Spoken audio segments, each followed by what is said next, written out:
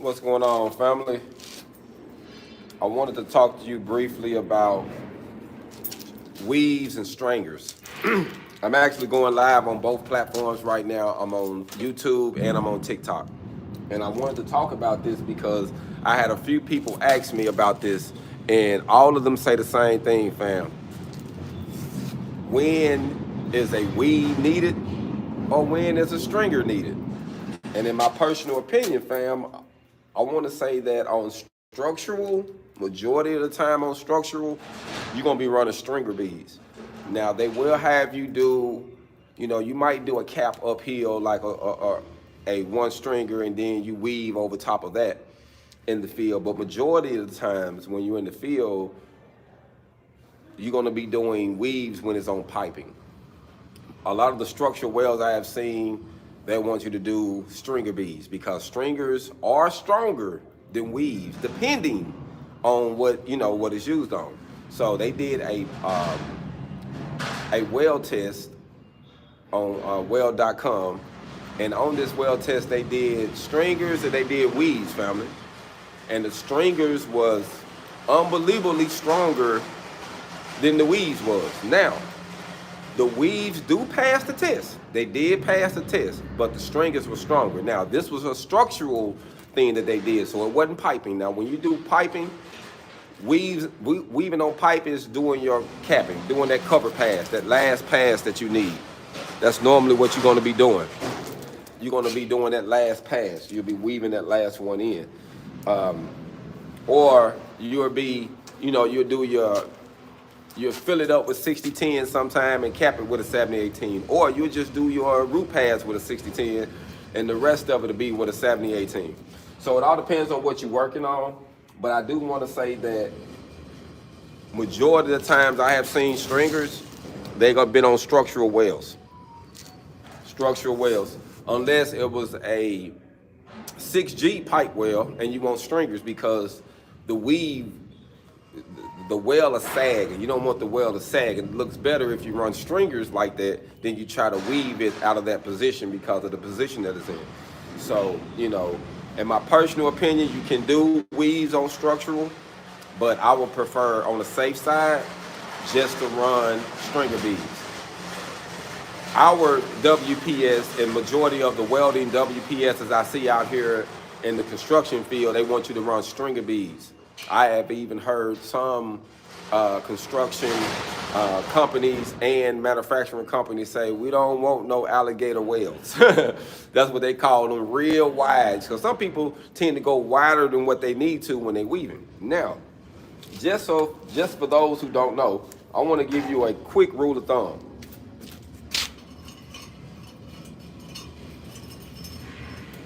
Depending, fam, on what size rod you are using, these 330 seconds. Depending on what size rod you're using, the rule of thumb is 3. 3, the diameter size of the rod you're using, is how much you want to weave it. Now, I have seen some that say they wouldn't go past 5 size of the diameter rod. That was like the max. But 3 is the safe and the strongest. So you don't want to weave no wider than 3 times the size of the diameter of your rod. So just keep that in mind. These are 330 seconds, so you don't want to weave bigger than that. And and that's a nice little size weave, but you don't want to increase it no bigger than that. And I just wanted to say that today because I had a few people asking me, which one is stronger? This one looks prettier. Some things you can do can look pretty, fam, but it doesn't mean that it's sound. That's one thing I learned about construction.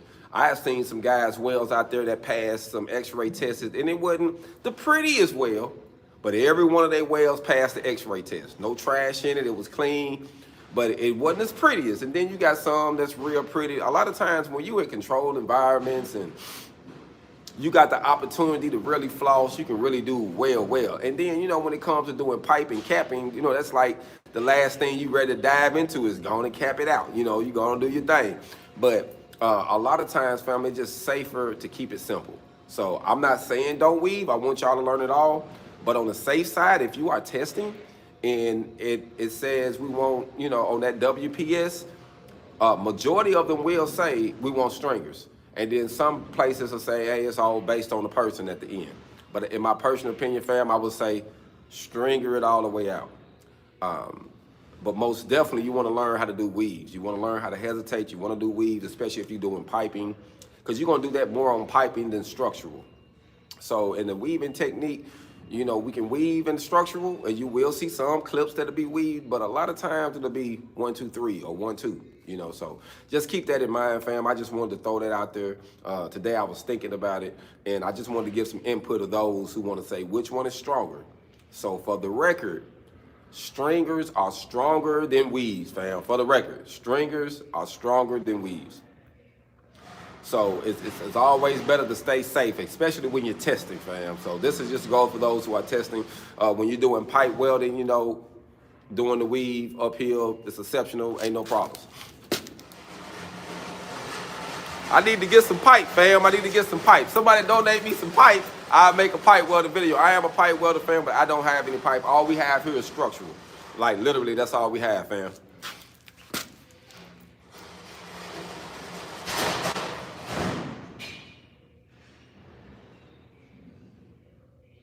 Well, no, it ain't bad, fam. I just had someone ask a question about if you need to rest your arm, if you need to brace yourself, do whatever you can to keep your hand from doing this if you got to shake your hand. You know, like I got a steady hand so I can hold one hand and do it. I've seen a lot of people do it, just with real steady hands. But if you don't have that, brace yourself, hold something, whatever you have to do to make it happen. So today, like I say, I really wasn't planning on doing no welding. I just wanted to talk about that a little bit because I think that's important. But I am gonna burn one real quick. I'm gonna go uphill on one. Because uphill and overhead are two other positions that they test in, that we test in, and that you will be getting tested in. A lot of times, horizontal if you're in the fabrication, but if you're going to get the money, a lot of times they'll have you do a uphill and overhead. And that uphill and overhead will knock out that horizontal test. He said, you wish you could one hand. Yeah, I can do it with one hand, fam. Yes, I do, fam. I do TIG welding too. We do TIG welding here, but it's more of the introduction, and we just do it on mild steel. I don't have any stainless or aluminum here. But if I had some stainless, I could do it. But all we have is straight steel here. So, you know, we give them an introduction on steel. That's it. But fam, I want to burn one real quick. I actually got this, so just for those who know, I'm gonna burn one. On this little fit, closer to the top, it got a little gap in it, just a small gap. So I'm gonna have to hesitate some when I get up there to burn a little bit more rod. So it might take 2 rods to do this because I'm gonna have to do some filling in. But we're gonna just burn the stringers. And like I say, the more you run, the better you get, fam. The more you run, the better you get. So just get comfortable, get yourself in a position where you feel good, and just go from there. But always get comfortable. I love to tell people, get comfortable, get comfortable, get comfortable, because that's gonna mean everything.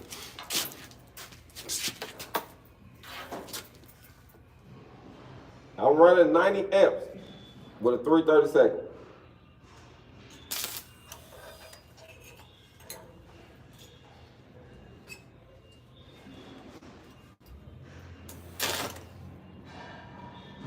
I wasn't even ready then.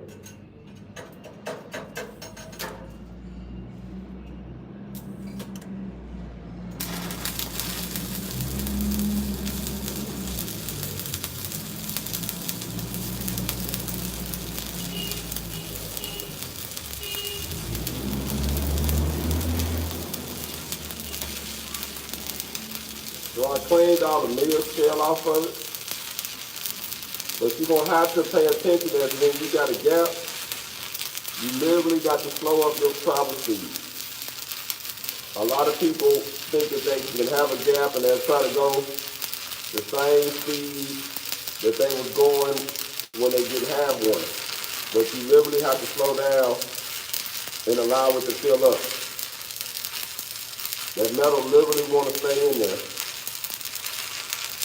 Here and there, you might have a while, like right there, my art got a little while, I had to push it in there.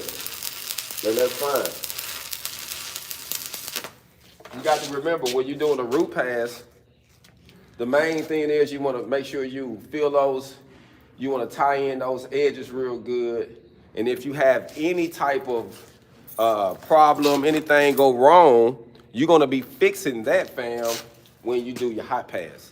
So a lot of times people get, when they're doing their hot pass, doing their root pass, they get nervous. Just make sure you ain't trapping no slag and no trash in it. If you get a little undercut something in your root pass, don't even worry about that, because you coming right back over it with your hot pass. So it's gonna cover it and fix everything else. But you wanna make sure with that root pass, you burn it in good. And with your hot pass, the goal is, if you got any trash, anything you need to burn out, you're gonna burn that out. So that way when you start stacking your stringers, you're gonna correct everything coming on out.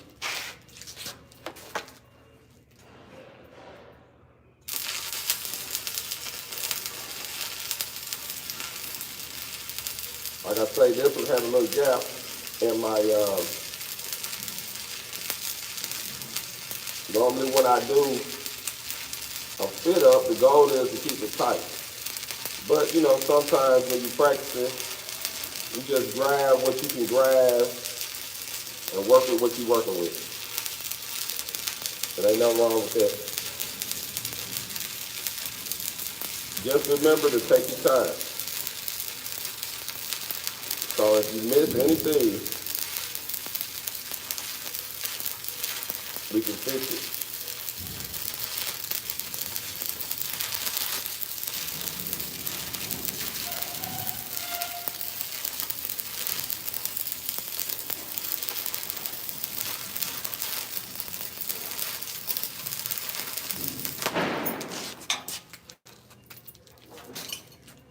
Normally, once you get to that top piece up here, you'll get a little arc blow where it starts trying to fall out on you.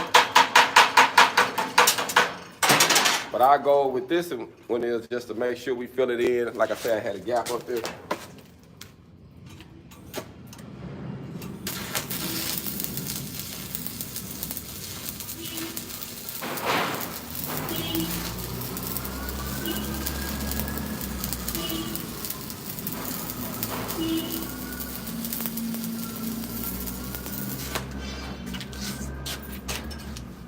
So keep in mind though, as long as sometimes that arc will try to do some weird stuff, you have to push it in there, fam. You in control at all time. I love to tell people this, three tips. Angle, gap, travel speed. The best tips I can give you, fam.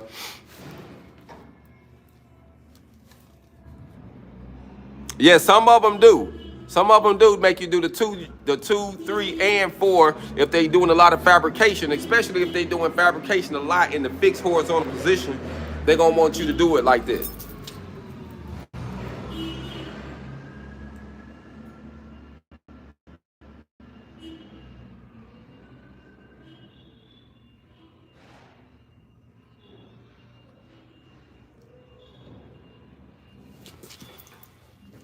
Let me clean this up a little bit.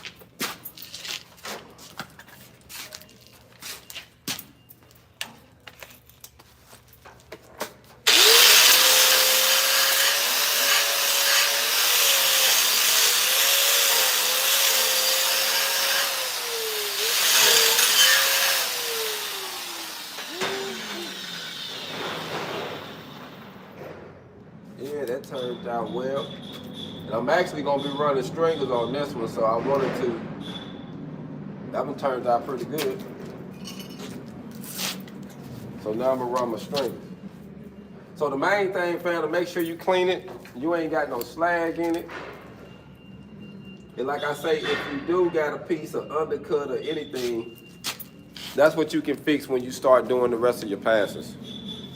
But don't get caught up in that on the first one. Let me check it down here. I got a message down here.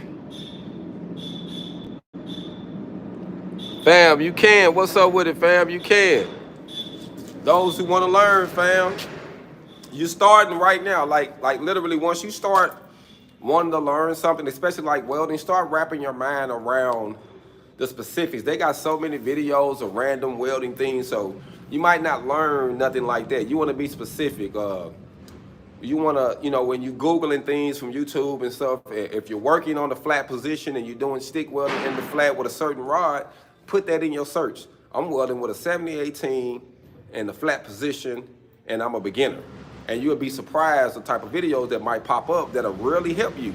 And you can use all of those tools to building your knowledge and your skill set. Now, if you got a welder at home, like literally you got your own welder and you can watch them videos and you can go out there and practice, you can actually become pretty great. You just want to get some good instructions. But it's always good to have you someone that's seasoned, that can physically come by to check out your work, see what you're doing, see what it looks like, give you a pointer. The seasoned guy's gonna always, keep it 100 with you, and they ain't gonna cut no shortcuts.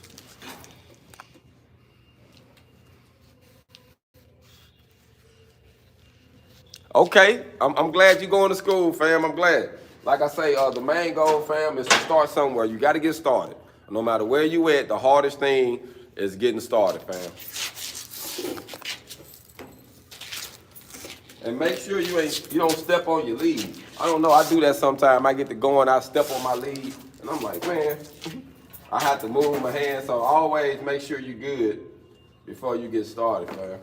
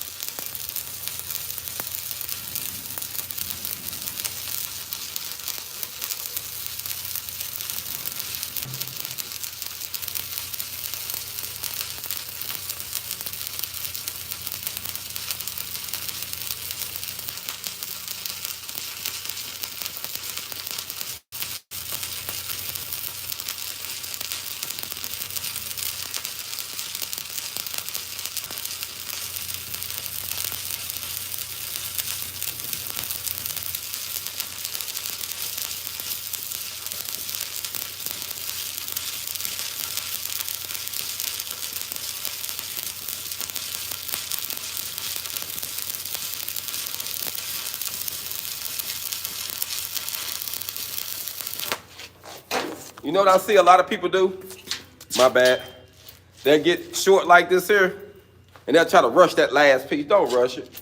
If you know you can't make it, fam, you ain't gonna do to mess yourself up. Just dive out of it. Dive back out of it and tie back into it. That'll be the safest thing to do, because you trying to rush the last little piece of that rod, you probably ain't gonna end up messing it up and have to pull the grinder out or something. So now, to prevent yourself from having any problems, don't rush it, fam. Just take it slow.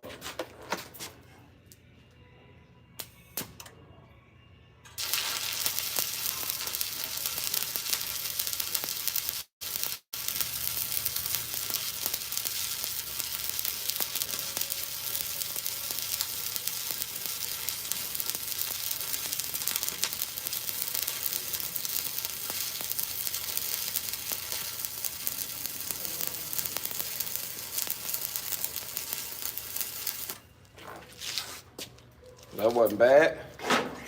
And it's cold today. And I'm back here in the welding shop, family, and whatever it is outside, that's what it is in here.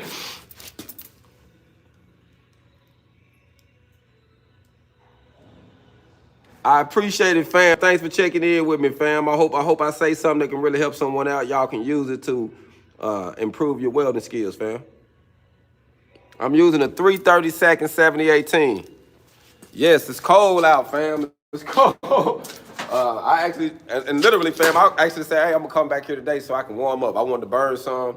I got a couple things going. It's kind of slow. And you know how you guys got a lot on your mind. I was like, I'm gonna answer a couple questions, and I'm just gonna go live and do this.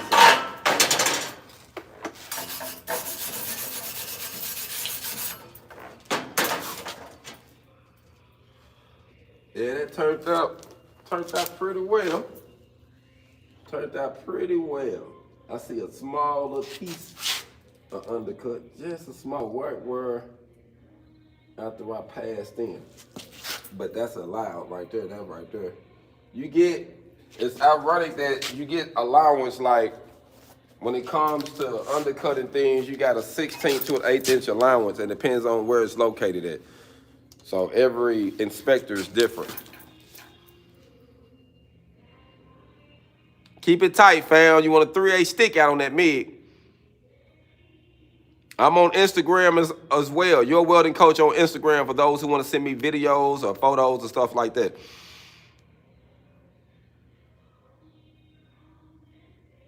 Yeah, fam, if you in school and you want extra practice, the best thing to do, fam, is to purchase you a machine. Find you a machine. You don't have to break the bank. You can find an affordable, good stick welding machine.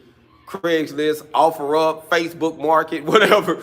Find your affordable machine if you can, and that'll help you while you're going to school if you got the time to practice, and while you're watching certain videos, it'll make sense when you actually watch it or read it and then go straight to the booth and practice it. We do part of my technique when I'm teaching, we'll watch something that we're gonna be working on that day. We'll watch it that morning.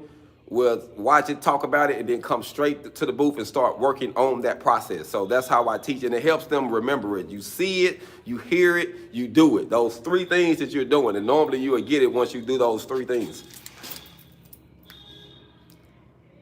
It all depends, fam. It all depends. You can get you one for, man, you can get you an affordable used stick welder, $200-300, family. You know, maybe $5 at the most, and that's gonna be a decent one.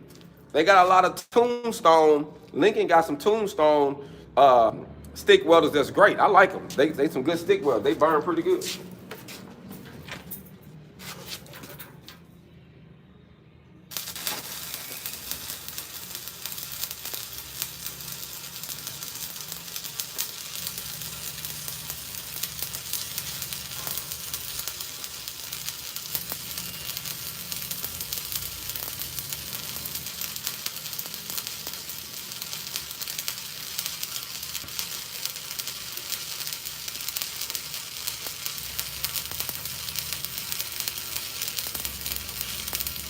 Pay attention to your sound. You want to keep that bacon noise.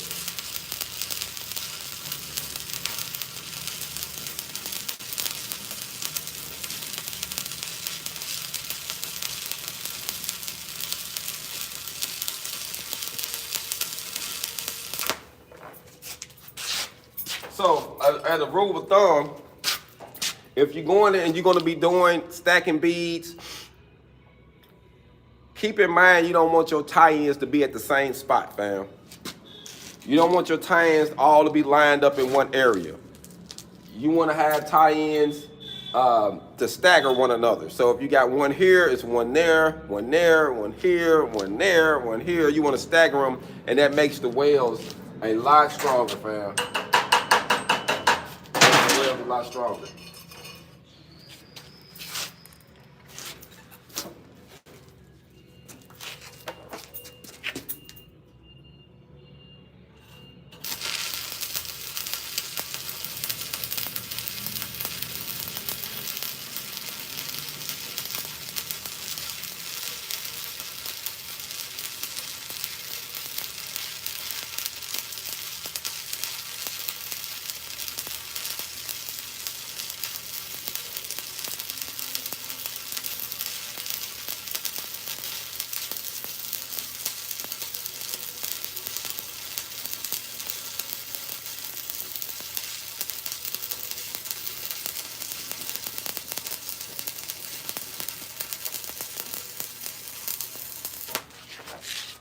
All right. You ran that one, fam. So today, I literally just wanted to go over that smaller exercise with you. We're gonna let this cool down. I'm gonna clean it up and show it to you. I actually have my other phone out here and it died on me. But we're gonna get into that here in a second. Let this cool down for a half. Let it cool down, I'll be right back. We'll let it plug it up.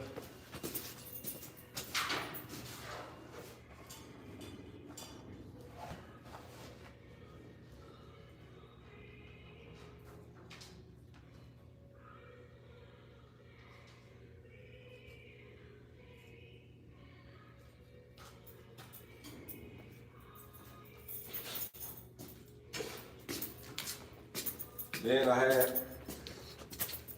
got my coffee, fam. It's real out here today. It is real. It's real wherever you at in the country. I'm I'm in Little Rock, Arkansas, family, and the Arctic blast has hit us with a vengeance. It has been serious here, family.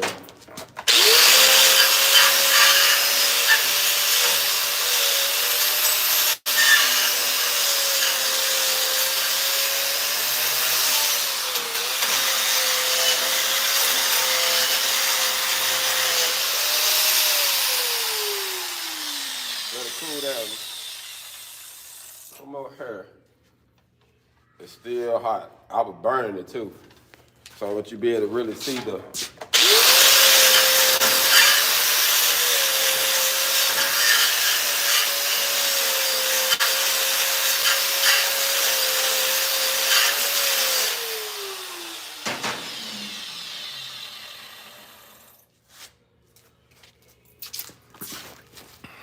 before I let y'all go, let you check this out, what we did here. So on this end, we did a 1, 2, 3, and that last one we capped it. What we did on this side. So we did a weave on this side, and then we came over here and we did stringers, the 1, 2, 3. 1, 2, 3 on this side and weaves on the other side. Both of these were passed, but it has been proven that the stringers are a lot stronger. But both of these are required in the field. So from construction to pipeline, you're gonna be doing, on the pipeline, you're gonna be doing weaves and stringers. Construction, you're gonna be doing more stringers than weaves. Appreciate y'all for checking in with me, family. Y'all be blessed, continues to prosper. Make sure you share the channel, family. Hog on, be blessed.